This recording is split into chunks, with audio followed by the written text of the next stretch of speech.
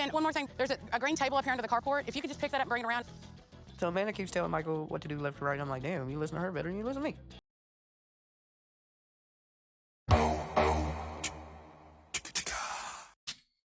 Interesting, isn't it? How Michael is listening to Amanda boss them around to do a lot of things. And Amy's like, this guy doesn't even listen to me. I think that really exposes and shows the respect levels that a partner could have, that a couple could have. Because I think for me personally, if you are more responsive to somebody else, let alone it be another woman, to be honest with you, than you are to your own partner, that isn't a good thing. To be honest with you, that is a massive red flag, and that is something that if I'm Amy now, I'm going to have to address it. I'm going to have to be like, hey, how comes you're responding to so-and-so more than you're responding to me? To be fair with you, actually, funny enough, I've actually been in that situation once upon a time in one of my past relationships, to be fair. Where I was like, how comes when I advise you what you should do, you don't listen, but yet you want to listen to a personal trainer? Make that make sense? And then, you know what? At that moment in time was the moment I was like, yeah, I am definitely not going to be in this relationship any much longer. I started counting down my days, to be honest with you. I won't lie to you. I started counting down the days, and I started even putting in little fillers. So each time she did something, I was like, I'm adding that to that. I'm adding that to that. You know when you get so frustrated with someone, you start to nitpick. You start to nitpick so much that you're looking for every single reason possible to just leave. Because sometimes, as you may know, leaving someone doesn't always feel as easy as 1, 2, 3, when in reality, it actually is easy as 1, 2, 3. But hey, when you're in it, and you just start to nitpick for the sake of it, yeah. But hey, that was me in the past. Nowadays, I don't nitpick anymore. If I see a red flag, I'm out. Simple as 1, 2, 3. You dig what I'm saying? Boom, bam. But with that being said, though, let's see exactly what went down with this week's episode of 1,000-Pound Sisters. Talking, there was this one guy that she told she loved him too an hour after they met. I used to be the same way, I ain't gonna lie. But I grew up. I mean, listen, right now they're talking about the fact that Tammy has announced that she's getting married. Getting married in the space of 2 weeks. But it's crazy though, because you see, Amy talks about how she grew up. I'm sorry, but I'm still trying to process that. When did Amy grow up? Amy still makes choices that are very, very immature and somewhat dangerous, to be fair, for some part. But I guess when she's comparing this to Tammy, maybe we can agree that, yeah, she did grow up. But at the end of the day, this isn't about Amy growing up. This is about the fact that Tammy has a history of literally falling in love. Yes, in love, because she knows what the word love means with someone within a space of a freaking hour. And of course, you know, this is obviously what brings concerns to the fact that she's jumping so quick to want to go off and get married to a guy that she barely even knows. I had the surgery, yes, but he's working on it. So how's that going to be when you get to come home and he has to stay there? We're going to work on both of us leaving at the same time. I mean, I can understand that, but I don't see him making that goal. It's crazy because you look now, fast forward, and I recently made a video about it too, about how their relationship at this moment in time has taken a strain due to the distance because, well, Caleb is still in rehab all the way in Ohio. Meanwhile, Tammy is back in Kentucky. And it's crazy because obviously Tammy, as you can imagine, and as we already know anyway, was definitely adamant that, no, it's going to be A-okay. He's going to make it. You know, I don't understand why some people in this life find it so hard to be realistic. Why is being desperate such a tool of madness? You know, it's crazy. For me personally, and whenever I get to a point where maybe I feel desperate, I use that tool to I use as fuel to go chase something that's going to benefit. I don't use desperation to make choices that are then going to F me over. But at the same time, I'm not saying that I've never used it. I'm not saying that desperation has never made me make poor choices. 100% it has, 100%. But now, in the last couple of years, I've been in a position where desperation, even depression, anxiety, these are all tools that I have now used to my advantage. You know, I say to myself, if I'm feeling desperate, well, then clearly I need to be careful about my choices. If I'm feeling like I'm in a position where I may just fall back into the depression that I was in once upon a time, I say to myself, hold on a minute. Remember how you got out of it? You got out of it by telling yourself that you're nothing to lose, so you should go and live your life to your best abilities. And never forget that. And that's a tool that I use as well. And whenever my anxiety plays up, I sit there and I say to myself, why is my heart beating so freaking hard for? Why do I feel like I'm about to have a freaking heart attack? And I say to myself, hold on a minute, that's because you're showing fear. And then I'm like, hold on a minute. We don't fear nothing. We chase everything. We conquer everything as much as we can. That is an element of how I use some of my tools, you know. The tools that many people use to bring themselves down, tools that many people bring them or use as an excuse to why they're not progressing in life. I use them to actually progress in life. And I do wonder why it's hard for people in this world to have that same mindset. But listen, at the end of the day, I am no expert. I only know what works for me. And I'm definitely not in a position to tell anyone what they should and shouldn't do. But I will say this, though. I have always questioned medication personally. Because anybody that I know that has been on it, not me myself in particular, once they've removed themselves away from that medication, their willpower has become somewhat strong. But again, I'm not expert in those areas. I'm only speaking about my own experience and the things that I use to my advantage and people that I know who have been in similar positions, give or take. But anyway, here comes to Tammy Slaton, though. She'll use anything as a tool to act stupid. But let's continue. You know, my biggest thing is that I just went through a divorce that was tough. It's tough on a person mentally, and if Tammy were to ever have to go through that, I just don't know where that would put her. You know what, though? Amanda makes a very good point. Solid point. Because to be honest with you, going through a divorce, you know, it's not something that I can imagine to be as easy as 1, 2, 3, you know? And going for a divorce isn't the same as going for a breakup. When you break up, you just break up and then you move on, you do whatever, right? When you go for a divorce, anyone who's been through a divorce, it is a process where you have to keep in contact with that person until the divorce is pretty much finalized. I mean, I guess you don't have to stay in contact, but like, it's the fact that you know you're still connected to that person, you know what I mean, legally, and you have to wait until you're no longer legally connected. And I guess that's the moment you actually really feel free from that person, you know? And it's crazy because we've seen Tammy in the past with the people that she's been with. A lot of the people that she's been with, when they're broken up, she's then gone off and used that as a tool to pretty much eat more food. A tool to basically put herself in a position where she ended up in a coma. A position where she ended up drinking and smoking and everything. All that happened in the last season. So, I mean, some of us would like to be optimistic and think that maybe Tammy's in a stronger position now mentally than she was in the past. But I think being optimistic is also optimistic. Process that. That's some madness, you know that. Damn. And the relationship and the bond that I have with Caleb, it just feels right. Oh, man, you know when sometimes you watch something, you say to yourself, are you trying to make me laugh? Like, what you're saying has no grounds. It makes no sense. Why? Well, because you've known this man for a very short period of time. And also, this man literally stalked you. He literally tracked you down to be with you. There's nothing about it that feels right. Everything about it feels completely wrong. But hey, it's Tammy Slaton. Tammy Slaton knows what's best for Tammy Slaton.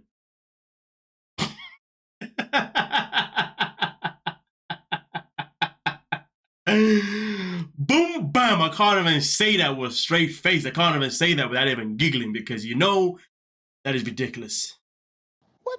Tammy told me that he found where she was and went to that place because she was in there. He only went to that facility because he found out Tammy was in that facility. So I'm like, I don't know if the man's a stalker, serial killer, or... Oh, man. You know, it's crazy. I'm going to say he's a cyber stalker. Because we know a stalker has to be mobile. Caleb is not mobile. Man is a cyber stalker. But it's crazy though, isn't it? Because this man tracked down what facility that Tammy was in, got himself put into that facility, but now in real life, he won't even get himself moved to a facility closer. Let me just process that.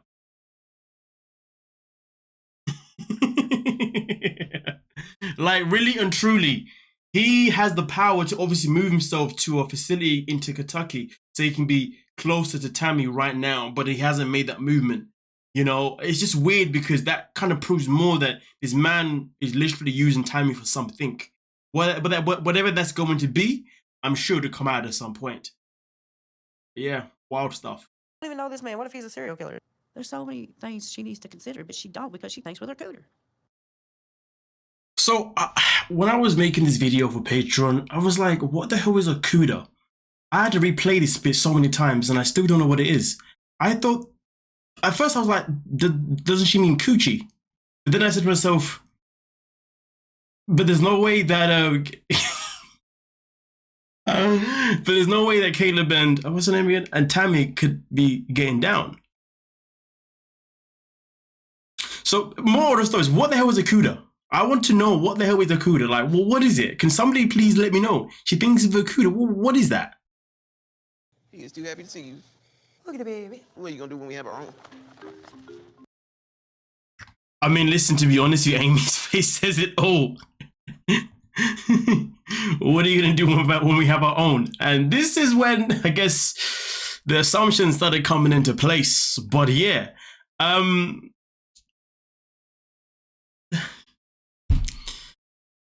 gonna leave it there. We've still got more to cover. Let's get it.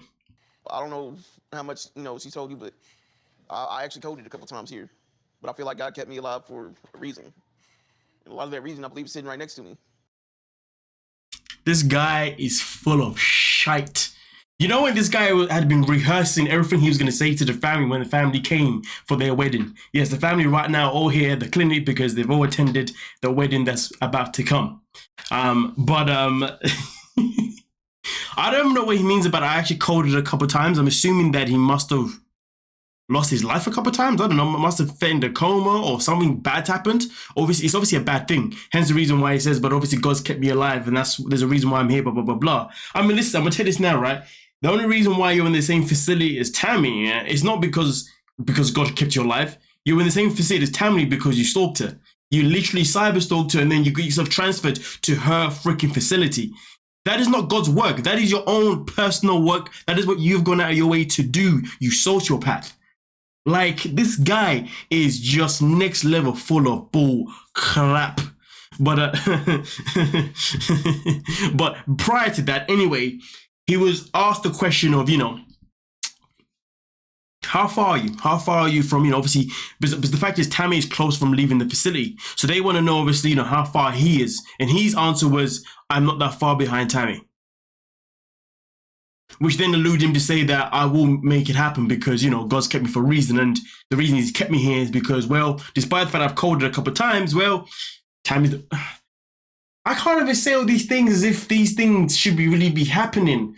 Does this guy listen to himself? Like, yo, like, come on, man. Like, this is ridiculous. You know when you get to a point where you start to lose words? I had everything that I wanted to say in my head, and now it's going out the freaking window because the level of stupidity is frustrating. Like, the matter of fact is you put yourself here because you are a sociopath. It's as simple as 1, 2, 3. You know what I mean? Okay, like, let's not mess about here. But, yeah, let's continue. This is beyond perfect. In short. So, Tammy right now is doing wedding dress shopping. Well, should I say shopping? These are the dresses that Amy bought with her for Tammy to try on. And that is the one that Tammy pretty much decided to pick. And it's just wild to me because a lot of women in this world, at least most women in this world that I've come across in my life anyway, have always lost weight or reach whatever goal they're looking for before actually going out for the wedding dress. I mean, some will go out and obviously have a look for a wedding dress, but they won't actually purchase it until they get down to the size that they want to be at for when the wedding comes. And it's just crazy because it shows you how fast this whole thing is moving. I mean, listen, it's already clear that this whole wedding is way too fast. It's already clear that it's being rushed. But again, it's just one of those things where Tammy knows that she's on a weight loss journey. Why not wait until your journey is over? Well, not journey is over. Why not wait until you get to your ideal goal and then go look for dresses that are actually going to be nice? Because every single dress that she wore or she tried on, shall I say in this episode, all of them are ugly as hell. Yeah, I said it. They were ugly as hell. I'm looking at them thinking, goddamn, if that was me and you turned up to the wedding looking like that, believe me, I can tell you this right now, we ain't getting married. I'm walking out. Are you mad? Are you mad? If man came up, I'm there, I'm dressed to impress. I'm looking good. You know what I'm saying? Like, huh? And then you come up looking like, what? Are you mad? I'm not involved in those wedding pictures. And if I'm not involved in those wedding pictures, that means I'm not involved in the wedding. So I ain't gonna get married to then avoid the wedding pictures, you know what I mean? Because your dress ain't looking good. I ain't gonna lie to you, man. I have a standard. Just saying. If I was to get married now, which will never happen, and you know, a woman was to turn up in a dress that I don't see applicable, now we got a problem. But anyway, let me stop talking about me. The matter of fact is, though, it is so irritating and bizarre that fact that she is that desperate to want to get married, that desperate to tie down to someone, that she will happily just get married now, even though she's not even in a position. Well, even though that she could be in a better position to get married, where she could actually go out there and get a dress that would be just better. But anyway, man, kudos for Amy for obviously coming to the wedding and obviously bringing, you know, Tammy a selection of wedding dresses that Tammy could try on. It's a shame none of them were nice, but hey, I guess when you're 500 odd pounds or whatever she is at this time, like, I can't imagine the options being that great. But anyway, we continue. But at the same time, this is also proof that the wedding doesn't mean a single goddamn thing to Tammy. Well, actually, no, let me not say that, because not every woman in this world wants to have a glamorous wedding. Not every woman in this world wants to have a wedding with, you know, tons of people and a nice dress and whatnot. And that is true, but this ain't it, man. This just ain't it. Giving up, I'm not stopping. I've never felt like this before. I've never been this motivated. Like, you have no idea how heartfelt every single moment in my life is. Yeah. I obviously got to stop that because of copyright, but he pretty much bragging about the fact that, you know, he's not going to quit, he's not going to stop, he's going to make sure he can do everything that he can possible to make sure that he makes to make sure that he's going to be there for Tammy and not break her heart. That is exactly what he's preaching. He's saying he's never been so motivated in his life until he met Tammy Slaton. I mean, to be honest with you,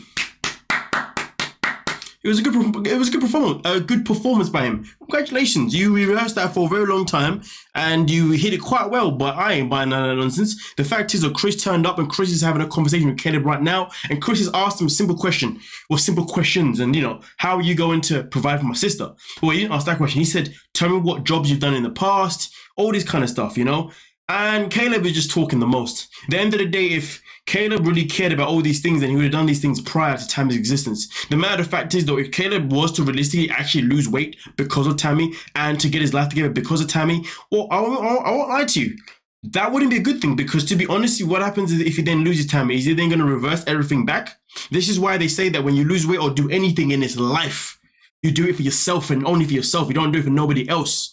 Because at the end of the day, internal motivation is always going to be way much more powerful and way much more consistent than external motivation. Just remember, the word motivation is temporary. Motivation comes and goes. Consistency, again, still comes and goes. But if you can be consistent in something, it becomes a default in your life. But then you no longer need to be motivated. It becomes a part of who you are, which is absolutely phenomenal. And in this guy, right, and that's why you always look for the internal motivation, because that is what will get you consistent. That will then become your normal.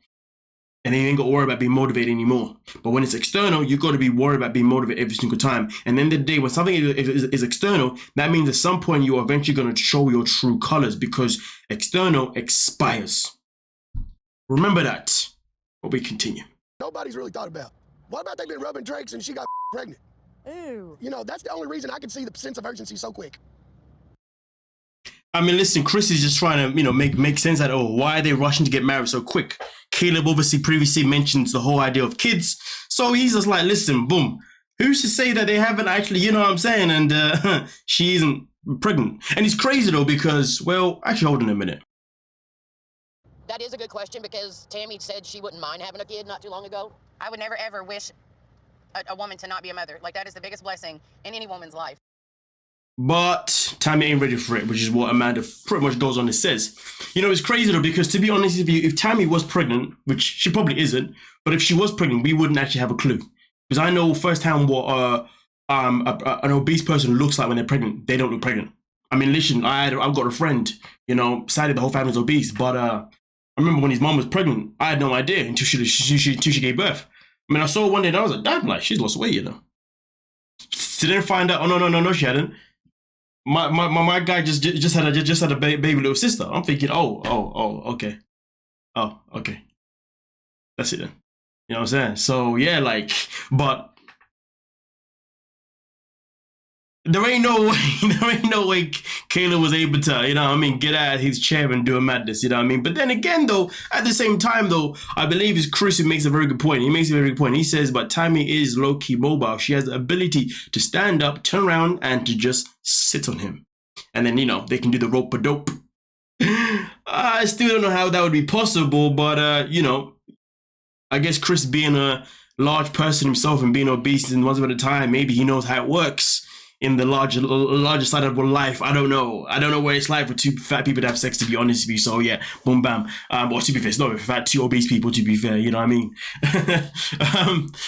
But yeah, that's about this. Jesus Christ, this video is going to places, isn't it? It's going to places. But either way though, you guys let me know exactly what you're thinking down below in the comment section and we could talk about it. Don't forget to like, sub, and of course, peace.